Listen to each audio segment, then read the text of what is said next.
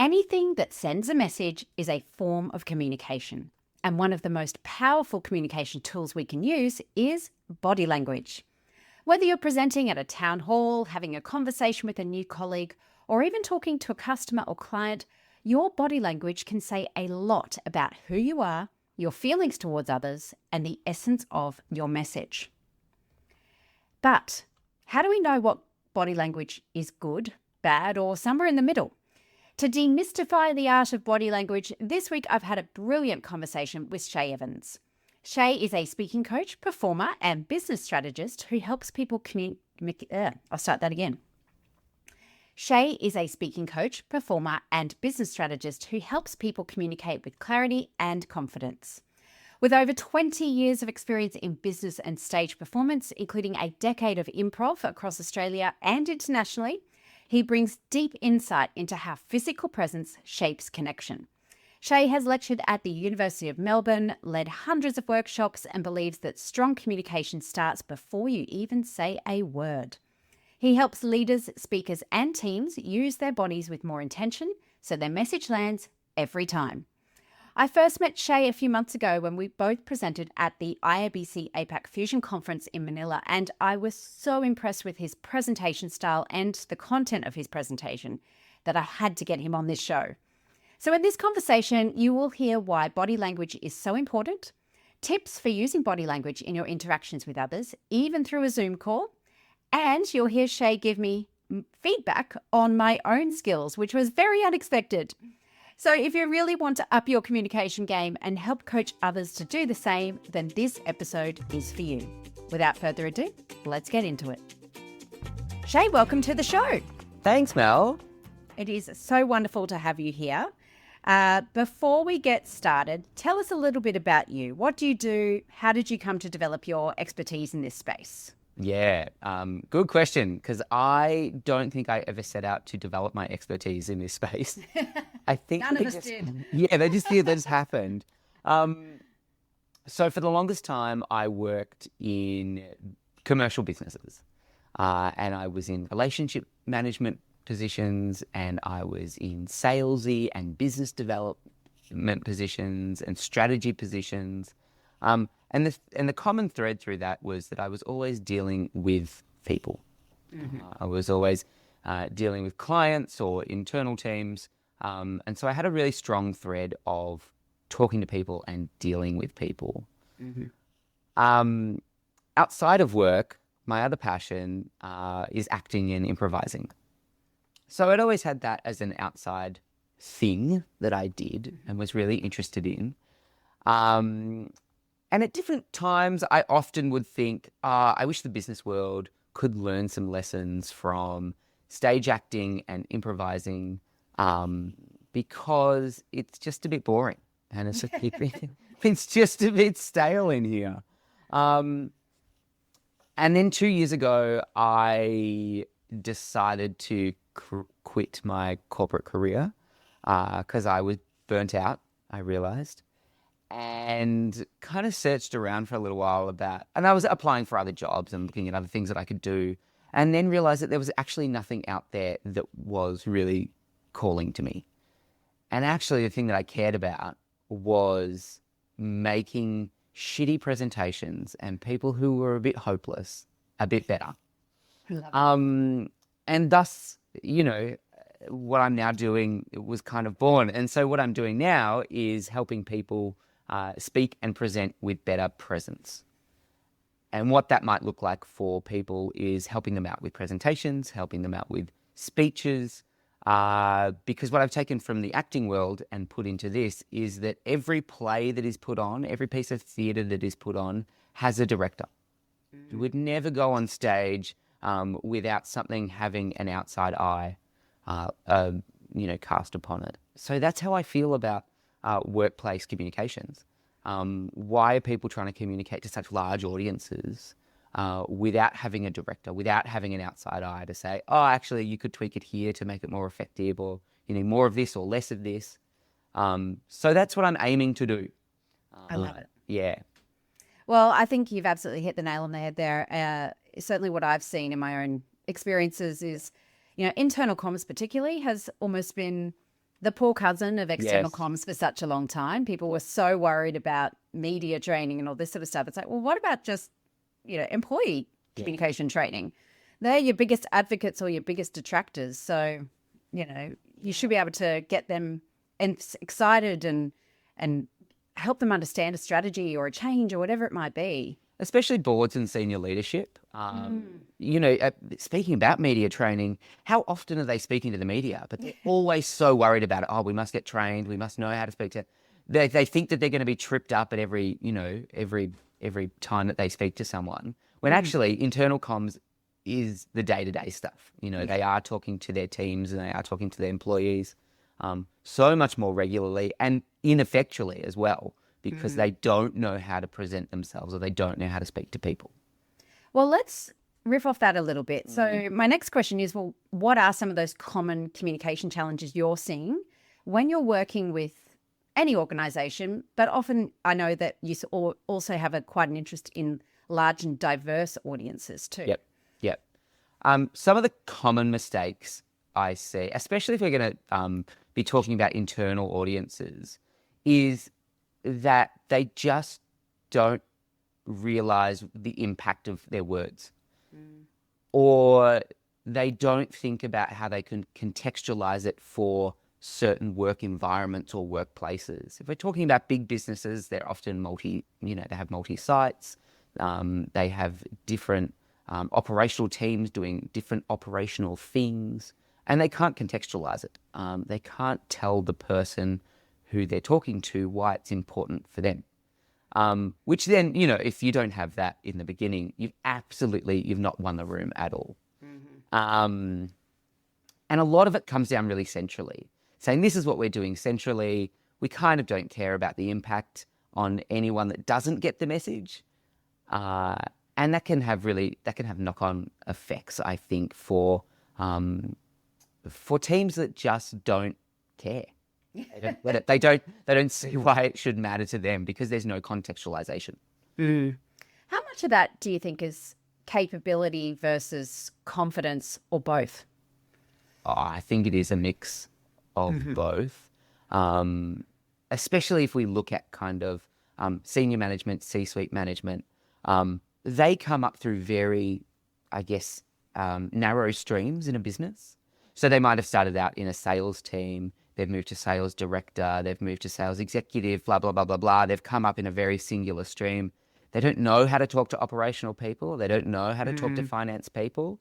And, the exact opposite is true. People that come up through a finance stream, they start in accounting, they work their way up into kind of higher finance, and they don't know how to speak to people who are speaking to people outside of the organization.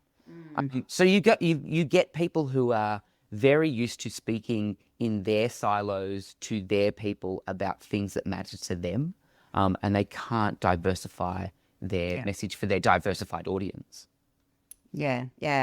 I've seen that in practice myself. What are some of the common myths that you think come in when people are working with diverse audiences? I think some of the common myths are that people will just get it. That we all work for the same organization, or we're all talking to the same audience. So of course we all have the same problems. And that's just not the case at all. And I think some of that is people not doing their research around actually what the messaging should be, or not doing their research around what the people on the ground are actually facing or seeing. And if that's the case, those people are often pandered to, saying, oh yeah, we understand your problems, we understand your pain points. If a CFO is talking to an operational staff, they're so far removed across an organization and up a hierarchy, they often just don't understand each other's contexts. And so I think some of those myths are really also have to do with modality. So I've worked in big organizations, and that the executives or even the comms team will put out comms. They're like, oh, well, we'll just send this out in an email. It's like, well, that 75% of the operational staff don't have access to their email because that's not what they do every day. They don't sit in front of a computer. Or it might be put in a newsletter somewhere that nobody reads. Or it might be saved until a town hall, and town halls are only every 3 months. And so actually the timing of the message is off. So it's not adequately thinking, well, who is my audience and when and how do they need to hear this message? Yeah. Yeah, we're absolutely singing from the same song sheet there. Yeah. I always say, yes, Simon Sinek talks about start with why, but why is great for business strategy, but communication starts with who.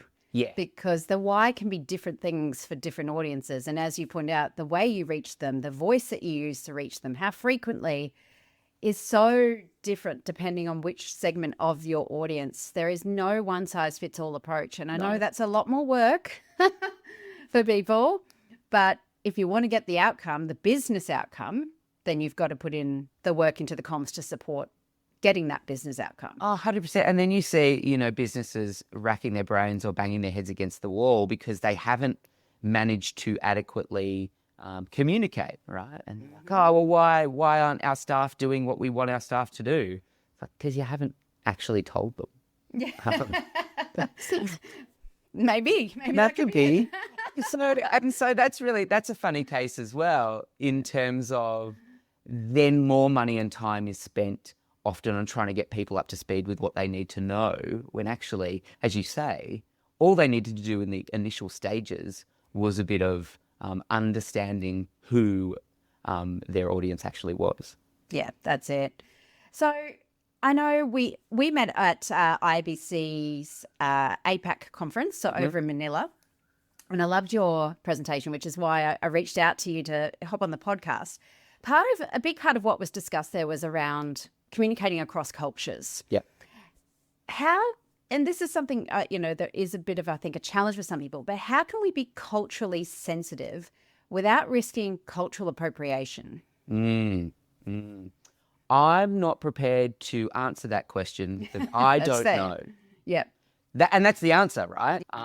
And so that's my actual answer is stop telling people what they should know and start asking questions in the beginning.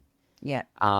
Because we do very good jobs of, as communicators, do very good jobs at communicating to our own culture. And that might be our work culture. It might be a country culture. We do very good jobs at that. What we don't do well is when the culture changes, and that could be, going to a different country. It could be going to a different market segment. It could be talking to another team in your own organization. Yeah. We just start talking and fail to listen 9 times out of 10. And so saying, I'm not qualified to answer that question as the first thing you say is a really good tip for everyone who is looking to speak cross-culturally. And then not pretending to know, I think, is the other thing. What might have worked in Indonesia with this certain market segment isn't necessarily going to work in Kuwait with another market segment, because they are coming at your product maybe from a different point. They're looking for different things. They understand or use it in a different way. So not pretending to know and just doing a one-size-fits-all. And that can be painful, like we were just saying before. People often don't want to do the work initially because it is work. Yeah, I totally agree. I think it's being able to be curious. And I was just at the IBC World Conference in Canada, actually. And one of the sessions I attended was about Indigenous communication campaigns. So they had 3 people presenting case studies, right, which was excellent. And one of the key things that came out of that one of the presenters said was basically forget everything you think you know about communication and ask. Because particularly over there in or even here in Australia, in Indigenous cultures, that's a very different kettle of fish to what we might have been taught at that corporate lens on. So, ask the questions. I love that. You talked about body language and how that is almost one of, there's different body language meanings and things in different cultures, but why is it such a powerful tool as a communication tool? Yeah, I guess it's saying the things that our words can't a lot of the time. It is making connections that our words often fail to make. And it's also humanizing us in a way. You might have heard this stat that 93% of all communication is anything but words. It was coined in 1967 by a researcher in the US who was doing research around communication. And basically he kind of came to this thing saying, oh, well, only 7% are words, and has spent the rest of his profession, or rest of his career, trying to debunk his own myth. What he discovered, and his name was Albert Morabian. And it's now called the Morabian myth. And what he discovered actually is that it might be 7% words and 93% body language and other things, only when talking about feelings and attitudes. Okay. And that's only specifically talking about your own feelings and attitudes. So it's really interesting that people have kind of grasped onto this and have started to use other things other than words to try and communicate. That doesn't answer your question, though. Body language is important. Yes. But yeah, as I say, I think it is about kind of that humanization and connection. When we read words, when we read the written word, we are just reading the words and understanding it, right? Which is why this statistic doesn't make sense. You can read a piece of written literature and it make complete sense. But when we're communicating face-to-face, person to person, what we actually want is that connection.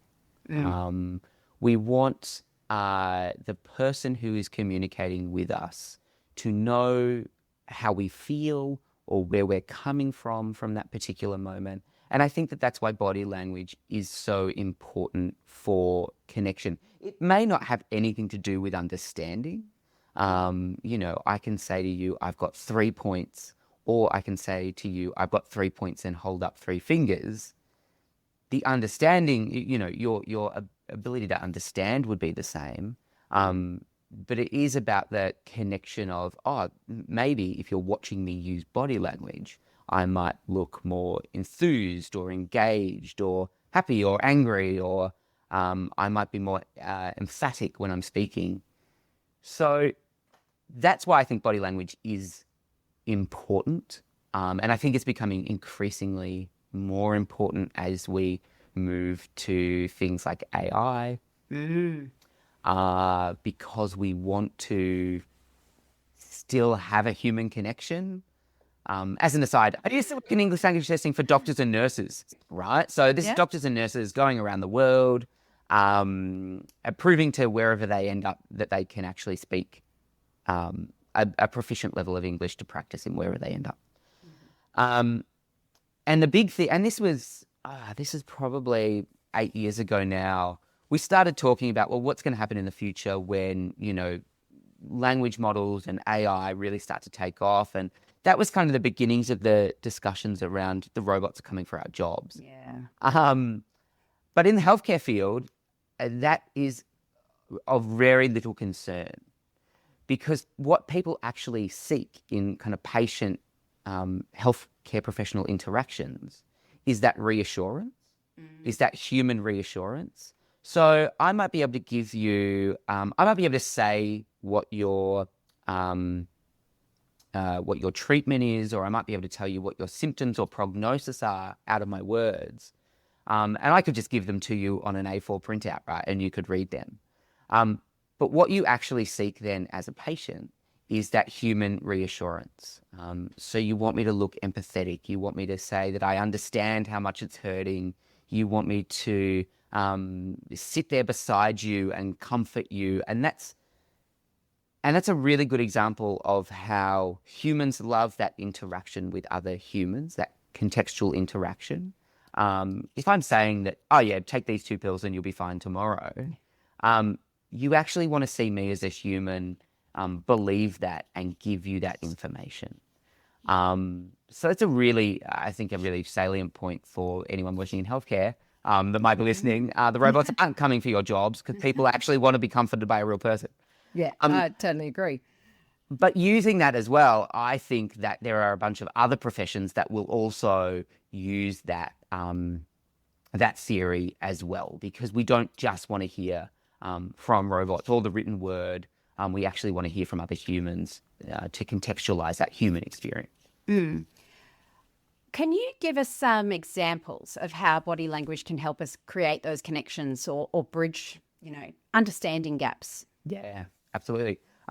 So one type of body language is, there are a bunch of different types of body language, right, that talk to different emotions or talk to different ways that we see the world. And a really good one is warmth body language.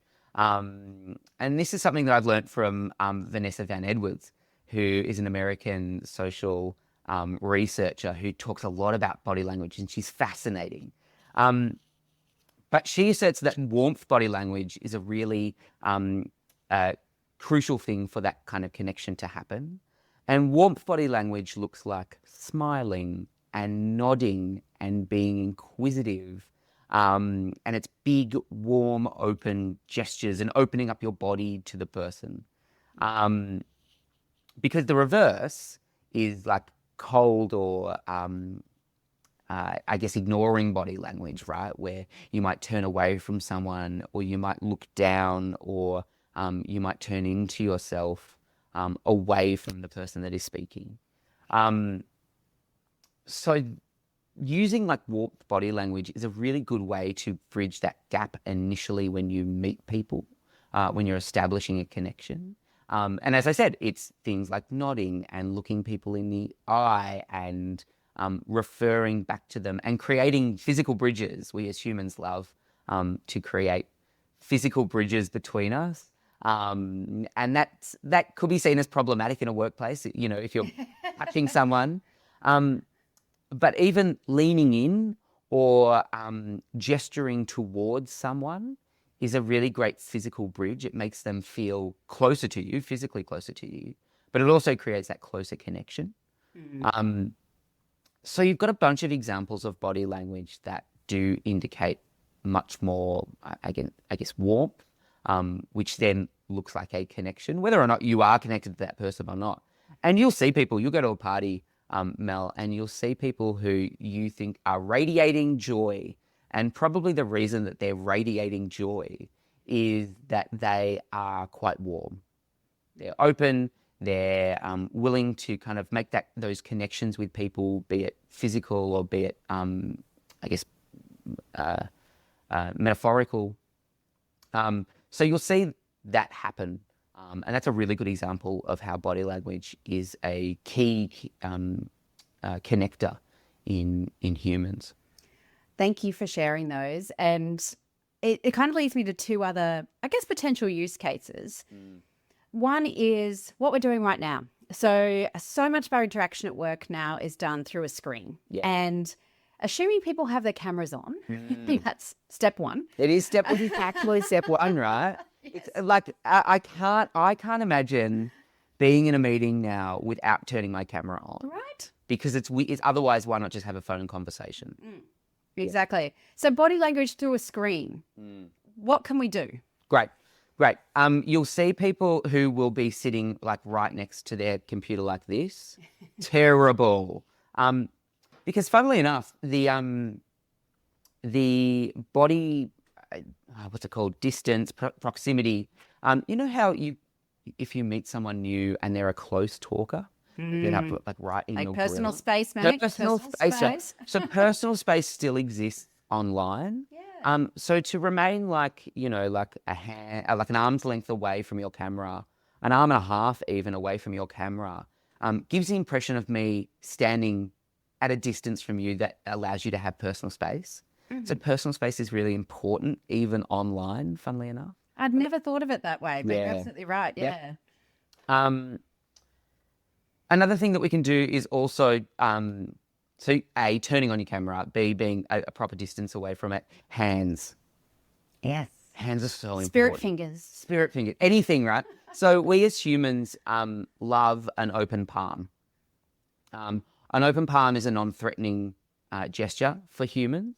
And if people can see your hands and your open palms on a video call, and it doesn't have to be all the time. You don't have to be speaking like this the entire time. You have to have your palms visible.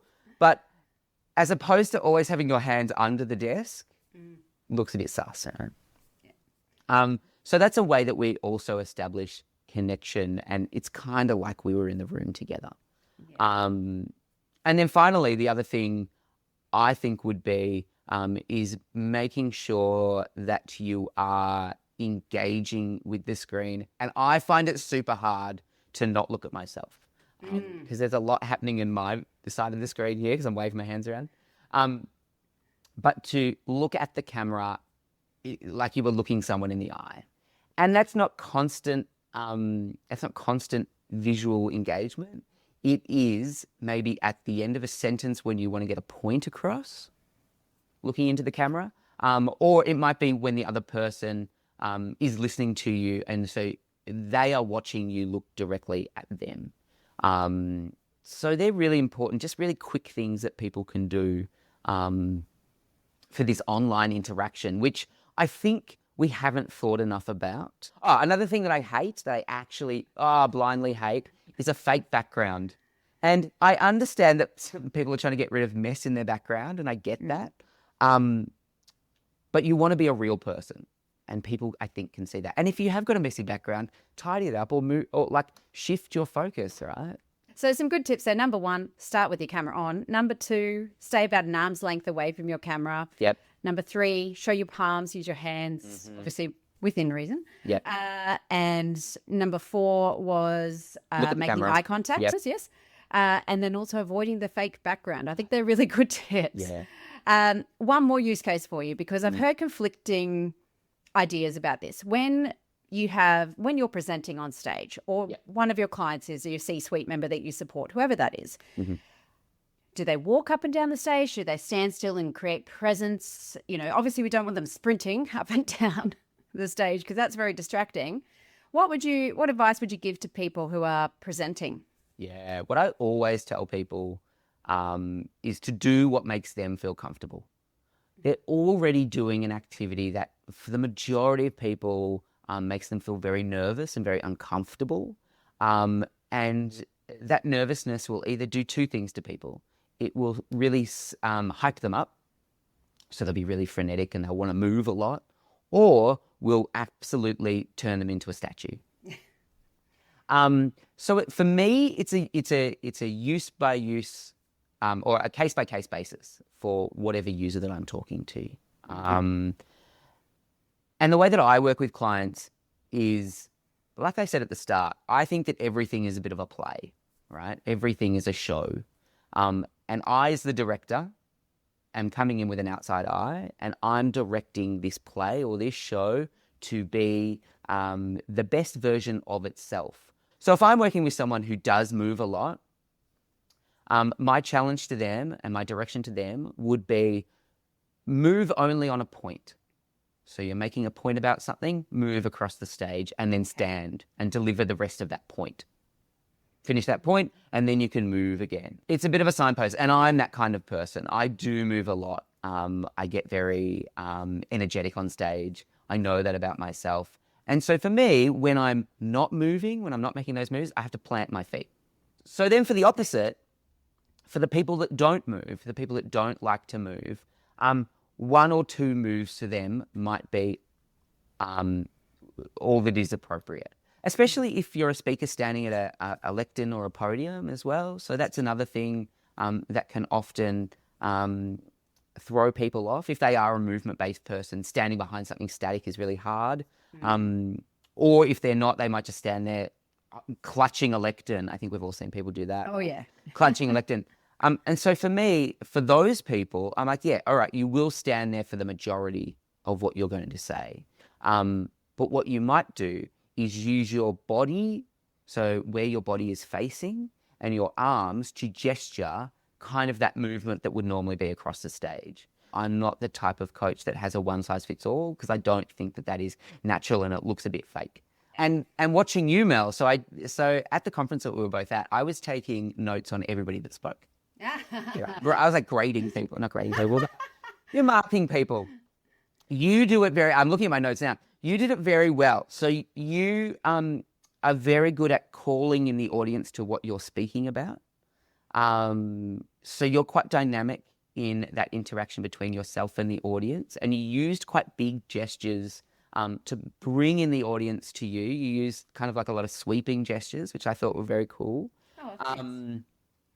And you also at one point, and I don't know what this is in reference to because I didn't write that part down, of course, but you were getting the audience to copy what you were doing. Oh, we stretched. We did That's our right. stretch. That's what it yes, was. because we've been sitting down forever and everybody was on their phones. So. Yeah. Which is a really good connection piece, right? So yes, you were helping out the audience to stretch and feel better and get their nerves out. But what you were actually doing is that you were getting the audience on side to copy you. And we love this thing in our brain, humans love this thing of when we start to mimic someone, we actually just start to like them. So you were already getting people on side when you started to do that, which is such a great thing for a speaker to have early on, have a really kind, generous audience. And I thought that was great. So Thank you. they're my little notes on you that I just Oh, thought. I appreciate the report card. I've Thanks, got Mel. 3 questions I ask every guest on the podcast. Are you ready for those? Sure am. Let's do it. What is one of the best communication lessons you've ever learned, and how did it change the way you approach communication? The best that I ever learned was from a previous CEO who was a comms manager, funnily enough. So she came through being a comms person. And she said to me, seek to understand. And this was later on in my career where I'd already been doing a lot of sales and a lot of business development and always had done a lot of active listening. But I'd never just heard it put like that. And I thought for me, I was like, yes, that's what I've been doing this whole time. And that's what I'll continue to do. So that was the best lesson that I ever learned. I think. I agree. One of the best things I was ever learned as a leader was listening to understand, not to respond. Yep. Because many times I just jump into solution mode and, it's actually sometimes people just want to rant. That's okay. Yep. Yep. That's all they want. Next question. Apart from the team's backgrounds, what's one thing you would wish people would do less of or more of when communicating? I would love people to be more emotive. And I think this comes back to my point around kind of leaders, executives, leaders, talking to people in their organization, be more emotive, especially people in finance. But honestly, if you're not excited about it or you're not upset or you're not trying or angry or anything, right, how are you ever going to move the needle of your people? You want them to do something. You want them to be fired up, usually, to take action. You want them to take action. Get them to feel a certain way. So emotion is a huge thing. And emotion is a huge human connector as well. So, yeah, my thing is emotion. And I think we're kind of past the days of the idea of stoicism in business, or I would like to think that we are, because we're trying to move that needle on that real human connection. Emotion is key to that. Totally agree. Last question. Who do you turn to for communication advice? I've got 3 people that I turn to, and for 3 different reasons. First one is my business partner, Susanna, who is a trained communicator, right? A trained comms person, knows all of that. So any kind of question around that kind of traditional comms, like she is my absolute go-to. Secondly, my friend, Catherine. Now, Catherine is an improviser who's been improvising for over 20 years. Cool. When I want to talk about how to connect with another human, like on a pure kind of physical level in the real world, Catherine is one of those brilliant people who can just see people for who they are and what they are in that moment. And I love her points of view around that. So I'll often ring her up and be like, I've got this problem. I'm speaking to this person. How do I understand what it is they're actually on about? And so she's really good at that information. And then the third is my other friend, Veronica, who is a barrister. And so a very methodical, clinical way of stepping out problems and really getting to kind of the minutiae of what might actually be causing the issue or the gripe that I have.